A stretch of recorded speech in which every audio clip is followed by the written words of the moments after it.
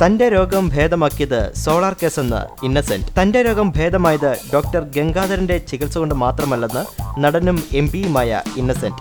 നമ്മുടെ നാട്ടിലെ സോളാർ ചർച്ചകളും തന്റെ രോഗം ശമനമാക്കാൻ സഹായിച്ചിട്ടുണ്ട്. സോളാർ കേസ് തന്നെ വല്ലാതെ ജീവിക്കാൻ പ്രേരിപ്പിക്കുന്നുണ്ടെന്നും, കാരണം നേരം വെളുക്കുമ്പോൾ മുതൽ എന്തായിരിക്കും കേസിലെ പ്രതികൾ വെളിപ്പെടുത്തുക എന്നറിയാനുള്ള ആകാംക്ഷയുമായിരിക്കും. ജീവിച്ചിരുന്നാലല്ലേ ഇതെല്ലാം കാണാൻ പറ്റൂ. ഇതിന്റെ ക്ലൈമാക്സ് എന്താകുമെന്ന് എല്ലാ മലയാളികളെയും പോലെ അറിയാൻ തനിക്കും കൊതിയുണ്ട്.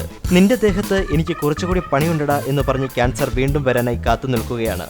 അപ്പോഴൊക്കെ നീയൊന്ന് പോടാ, എനിക്ക് സോളാറിൽ ചിലതൊക്കെ കാണാനും കേൾക്കാനും ഉള്ളതാണ് എന്ന് പറഞ്ഞ് രോഗത്തെ ഓടിച്ചുവിടുകയാണ് ഞാൻ. സോളാർ എന്ന് കേൾക്കുമ്പോഴേ ഞാനിപ്പോൾ രോഗത്തെ മറക്കും. ഈയിടെയായി പേര് വെളിപ്പെടുത്തലുകളുടെ ഊഴമാണ്. അതോടെ എൻ്റെ ആവേശം ഇരട്ടിച്ചു. ഒരു ഘട്ടത്തിൽ ഗംഗാധരൻ ഡോക്ടർ പറഞ്ഞതാണ് ഇന്നസെന്റിന് ഒരു കീമോ കൂടി ചെയ്യേണ്ടി വരുമെന്ന്. സോളാർ എനർജി ശരീരത്തിൽ കയറിയത് കൊണ്ടാണോ എന്നറിയില്ല. കീമോയും വേണ്ട, ഒന്നും വേണ്ടെന്നാണ് ഡോക്ടർ ഇപ്പോൾ പറയുന്നത്.